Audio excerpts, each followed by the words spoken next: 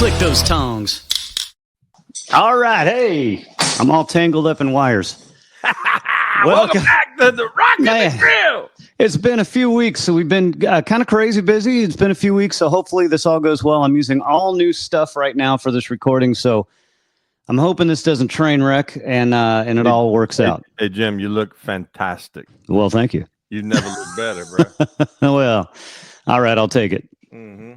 All right. Oh, you got your cup, bro. I got it's over in the kitchen. Yeah. Yeah, that was a TikTok thing. Hey, we don't get any money for that, but you can get this on TikTok and tell them that T-Guid sent you, bro. Oh, look, phone call. Somebody's calling me, bro. Look. Told you never to call me here. Hey, bro, I'm shooting a show. I got to call you back. Telemarketers. Nothing like live TV. You're right. All right. So it's been a few weeks, and it was my turn to do the band and the recipe. So I'm going with Kiss. Woo! And Smoked Brisket. So let's. That's right. Now, Kiss is another one for me. It's one of those bands again that's got so much history. Like it's like a Van Halen. We could do a whole another show on this. 3 or 4, but at least. So I'm gonna have to cut myself off as I start rambling on because this was like my first love as a band when I was a kid, and I would do the Kiss makeup.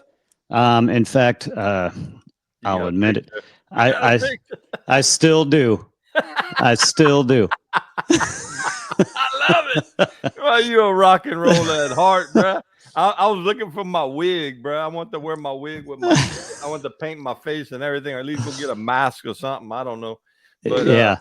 Whoo, man, Kiss. I mean, I'm with you. It was one of my first true rock and roll live concerts I ever went to. It was the second show in the new Cajun Dome here in Lafayette. Yeah, yeah. And it was like a spiritual experience, bro. Yeah. Last time I saw Kiss, now I've seen them probably it's in the 20s at least. But the last time I saw them was at the Cajun Dome. Yeah. Yeah, it was, the end of the road tour, the last tour, one of the fifth last show. Technically they only had 2 farewell tours, but both of those tours lasted forever. Yeah. But it was one of those shows, it got postponed during COVID, and then it was basically like 3 years after the original date is when I finally went and saw them. Still a great show, a lot of pyro, a lot of fun, lights and everything. But that wasn't that long ago, though. That was like 2, maybe 3 years ago. Yeah, a couple years ago. Yeah, my friend was there. Dirk Fontenot. I'm giving you a shout out, you son of a gun. Yeah. He was on the front row, $1,000 ticket. Yeah, I wasn't quite front row. I was about 20th row. But I went all out, but still, it was fun. Yeah. It's so over the top and ridiculous. And a lot of times they get, criticized for being a gimmick band, which of course they are. But they did put out some good stuff, good quality music, especially during the 80s when they took the makeup off and had to kind of work for it. Right. Well, we just got jazzed up before the show, man. Detroit Rock City, bro. There's nothing wrong with that. No. But yeah, so I'm so obsessed with the band that you could show me a picture and I will tell you what year it was based on the outfits. Well, I was honest with you. Full disclosure, I didn't do any recon on this group, so I'm totally relying on Jim, and I know y'all in good hands to give you all the background, all the Wikipedia data from up here in his head. I can tell you that. Well, I'll give you the nutshell. So they started really in the early 70s with a band called Wicked Lester. Gene Simmons and Paul Stanley met and started writing songs. And they wanted one cohesive look to the band because, as they say in the early Wicked Lester days, it looked like the UN. One guy was short, one guy was tall, one guy was fat, one guy was skinny. So they wanted the image to go with the music. So they put together Kiss. Ace Frehley and Peter Criss came in later through a series of auditioning different musicians in New York. And they started playing gigs, and at some of their gigs, they would be backstage and there would be this kabuki style makeup and they would just start applying it. And so the makeup all happened very organically. Yeah. And then the more the mystique kind of built, the more they pulled back on what they really look like. It all just happened very organically. Yeah, it evolved very naturally. Yeah. And the next thing you know, they put out an album. It didn't go over well. They put out another album. Didn't go over well. Third album didn't go. And this is back in the day when record companies would actually get behind a band and support them and put money and develop. But they basically got to the fourth album, and Casablanca Records, which was run by a fellow named Neil Bogart, which was mostly a disco label at the time, they were about to go under, and this was kind of the last shot. They released Alive, which was a double vinyl record, and it was huge. It opened the doors, and the floodgates opened, and then that was it. The shows got bigger, the outfits got bigger. And this is the really nutshell version, because look at it, we're already 6 minutes in. A series of personnel changes. Their popularity was waning, especially in America. They were still doing big venues overseas, but they had to do something. So in '83, they decided to take the makeup off. It was going to be this crazy, because nobody knew what they looked like, really. This is before the days of this crazy paparazzi when they would find you. And so I remember watching the MTV interview with J.J. Jackson when they first unveiled with the makeup off. And right away, everyone said, "Oh, put it back on. Put the makeup back on." But no, it worked. They had a big comeback. They had, a string of hits in the 80s through the 90s. And then, of course, 96, 94, 95, they started doing these KISS conventions where it was like $100 a ticket. Limited tickets were sold, usually at a hotel ballroom, up close and personal with the band. Yeah. And through that, I went to one of those out in LA. And through those conventions, Peter Criss started showing up, some of the original guys. They decided to do a MTV Unplugged with the original lineup, which ultimately led to the reunion with full outfits, full makeup, which I never thought I'd see. I was too young back in the day. So 96, when they came out with the reunion tour, I'll admit, I was screaming like a girl. I almost passed out. Never thought I'd see it. well, okay. So they were all from New York. I mean, yes, that's where they originated, right? Yeah. And you'd have to argue that there's been no rock and roll 80s band that monetized and ran their operation like a business like KISS. I mean, you had lunch boxes, you had keychains, you had the t-shirts. I mean, but you had all kinds of like little figurines and yeah. And the marketing machine. I actually have my rusted out KISS lunchbox over there, and I should have pulled it off the shelf. You should have. Go get it, bro. I should have. You know what? I'm going to hold on one second. I'll entertain them for a little while, bro. Let me put some music on. Look, we got some fish back there. Oh no, that's a commercial. We're not gonna do that. We're gonna turn the TV off, bro. You see, show us what you got. I was out of sorts. Look at this. That's the original. That's from 1976. That's what I'm talking about. KISS lunchbox. It's a little rusted out, and the thing is, this was found at a thrift store somewhere. It even has a name tag in it from the kid that owned it back in the day. It wasn't mine. This was given to me as a gift. Somebody found this, and I forget why they gifted it to me, but I did something for them. Well, you're not going to say their name on radio? I don't even remember who it was from. I don't remember who it was from. It wasn't on that name tag in the box? Oh, well, that was the original guy that owned it, but somebody found it in a thrift store and bought it for me. Yeah, well, if you see that guy's name, he's going to find you, and he's going to want to buy it back. That's true. Some money, so you might want to keep your lips closed. Maybe so. But so the ones that are worth a lot of money are the ones that still have the thermos in there. This one does not. This one does not. That's but right. They had comic books. This was the biggest publicity stunt ever. They actually had blood drawn, and they put their blood in the red ink. So the comic books, it says printed in real KISS blood. And yes, I even have the comic book. That is like well protected, and it's hanging up somewhere. It's somewhere. It's like in a box. It doesn't see the light of day. Yeah. You better put that in a safety deposit box. That's it.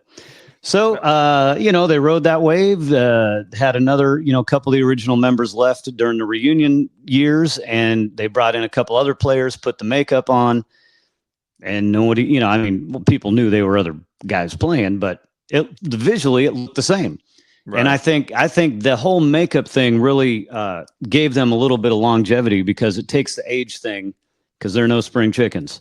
Right. They put that makeup on and it's like stepping back into the 70s, and it was awesome. Well, the concert I was referring to, that was back in the day before it was Ticketmaster and they bought all the tickets. I mean, you could actually sleep out at the box office. I love it. I love it. And you could sleep out there, and the first one in line got the first choice of the seat. You know, it was one of those deals. And we slept out there. We were probably 16, 17 years old. And we were on the front row, and I'm not proud to say this. I'm a little ashamed of myself. But Gene Simmons threw a bass pick out into the audience, and it landed right at my feet. And I saw this little hand like reaching for it through the darkness, and I stepped on it. And I didn't step on his hand. I just stepped on the pick, and he looked up at me like, "Please, mister." Yeah. I'm like, "No, ball, get out of here." No. I've been down and got it. So if you were at that concert, little kid, he's probably about 35 now, and wants to kick my ass. But hey, I ain't got it no more. But I'm sorry. Yeah. Let's see. I don't know if you could see. Where is it? Behind me. That poster over there. That's signed by Ace Frehley, and there's a picture of me and him when we met. That's awesome. And that was in '97 at a NAMM show, which is the North American Music Merchants Convention out in LA. And it was kind of a funny story. Ace is kind of known for this, just being out there. And I walked up and met him, and he had his guy next to him. And Ace says, hey, what's your name? And I said, Jim. And his guy leaned over to him in his ear, and he said, J-I-M. So he could sign it. He couldn't say Jim. Well, no. I'm glad you didn't say Jim Boudreaux or something like that. Yeah, right. I just gave him the short version of the name. Kept it simple. All right. So look, we're gonna wrap it up with some more talk about Kiss, but we are 12 minutes into the segment. We're trying to keep them under 20 minutes. Let's talk Smoked Brisket, and then we'll get back to Kiss. This is something I just recently revisited again. When I started making videos on my YouTube channel, it was one of the first ones I did. And I actually went in and re-edited it and shortened it by way more than half because it was way too long-winded. Those early videos were unwatchable. So I'm all into the smoked brisket again. So what I prefer is a charcoal smoker, but the recipe can apply to any smoker. Dial it into 225. Good smoking temp. Now, if you get, you can get any cut of brisket. There's the flat and the point. Sometimes you get them together. What I like to work with is just the flat part of a brisket. About 5 pounds seems to be about right. That's going to feed you and a few friends, and you're going to have some leftovers. Season it up, maybe with some extra Cajun. I don't know, whatever you got. Yeah, you got to have some Cajun, no binders, just cover it with seasoning, front, back. Let it soak in for good 20, 30 minutes. If you have the time, put it back in the fridge and let it sit overnight with the seasoning. Get that smoker dialed in. 225, set your brisket on there with the fat cap up. Now it's going to have the fat cap on the top, and because you want that fat cap up, so it's going to render down. And I got a technical question for you. How much do you trim off? How much of that fat you trim off? Good question. So I like to have about a 1/4 inch fat cap across the top. So just trim it up, square it off, especially if you're dealing with the flat part of the brisket. It's going to just be a nice squared off cut. Now you cook on a Kamado grill, the Blaze Kamado, and do you use an indirect plate or you leave it to where it's directly over fire? No, I do. I do lump charcoal, fired up wood chunks, apple wood chunks, and then a center grate, and I put that heat deflector on there, so it's just cooking with smoke. Gotcha. All right. And it's going to take about, on average, 45 minutes, maybe an hour per pound. But once you get up to about 160, you want to pull that brisket off, wrap it in butcher paper, and put it back on the smoker. Again, fat cap up for the duration of the cook. You want to get up to about 200, 205 for a good smoked brisket. Why? And here's a question, not a trick question, but why at 160 do you wrap it? I'm not exactly sure. I think it's to prevent the outside from getting too dark and starting to burn. Yeah, Um, I was told by competition people, because that's a 160 mark, yeah. that at 160 the protein in the meat will not absorb any more smoke. Ah, So whatever smoke is on the outside, it's, they talk about that half-inch pink smoke ring. yeah. You bring it up real slow, it's soaking in a lot of that smoke flavor. It's going to give you that pink ring, and then at 160 it ain't going to soak in anymore. So you might as well wrap it up. Might as well wrap it up so it doesn't get too blackened on the outside. Now, a good Or example dry. that Yeah, or dry. yeah, a good example that I smoked a 16-pound turkey years ago, and I didn't wrap it at the 160 mark, and it ended up looking like a black rock. It tasted great. Yeah. It tasted great, but it was not pretty to look at, and I did a whole video on it, and I just couldn't use it because it just looked horrendous. But Right. so Right. so there's something to wrapping it at that 160 mark for sure. Right. Do you wrap it in foil? Do you put it in that pink butcher paper like a lot of the competition people do? Pink butcher paper is what There I you use. There Yep, you go. because the heat and the smoke will still permeate through there, but it's not going to give you that blackened, dried out kind of a deal. Right. And then when you get up to 200, 205, pull it off of there, cover it foil, let it rest for, I mean, 5-pound brisket flat like that, I'd say 45 minutes to an hour, let it rest. Mm-hmm. And then slice into it, and it's amazing. Right. So, and I even have on my my YouTube channel, Grilling with Jimbo, and that would be JIMBO. If you look at that video, you'll see I even have a diagram up there of how to properly slice up the brisket. The different cuts of meat, the grains go in different ways. You can even get your burnt ends on one part of it if you get the whole brisket. Right. And there you go.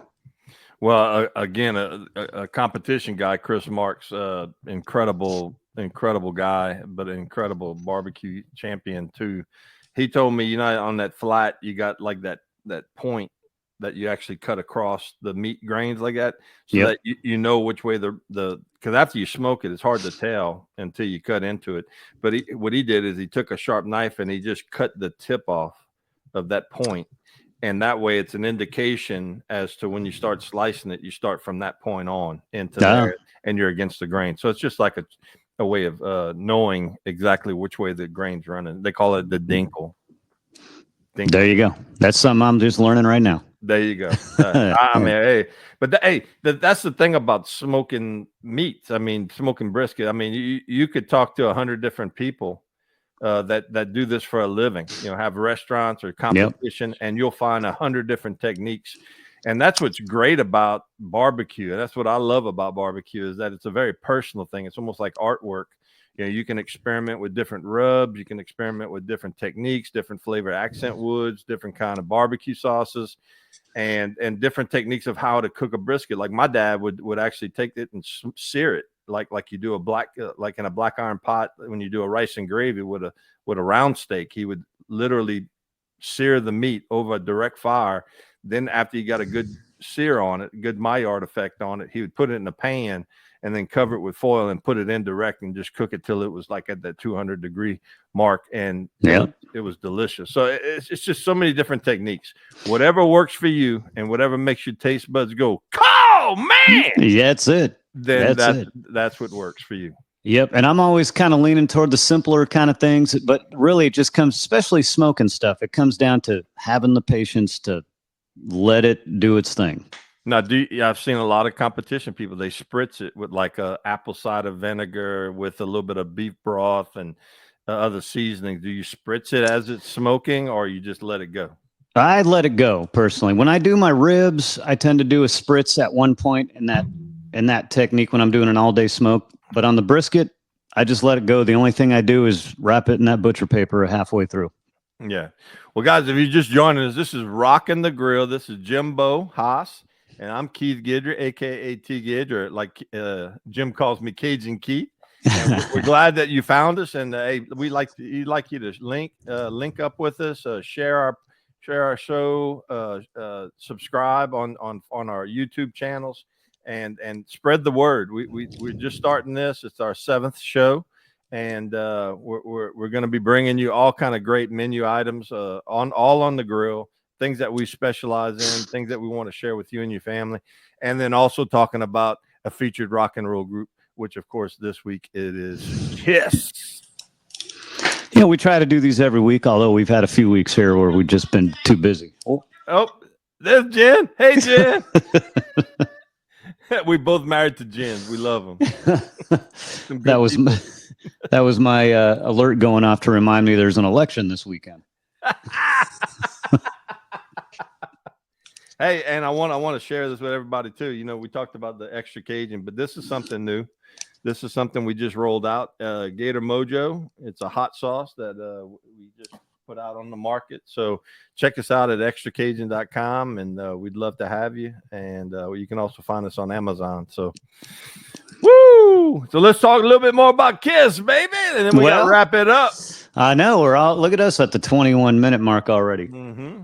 Well, time flies when you're having fun, baby. Woo! You know, they did retire from touring. You know, they keep saying we're retiring from touring.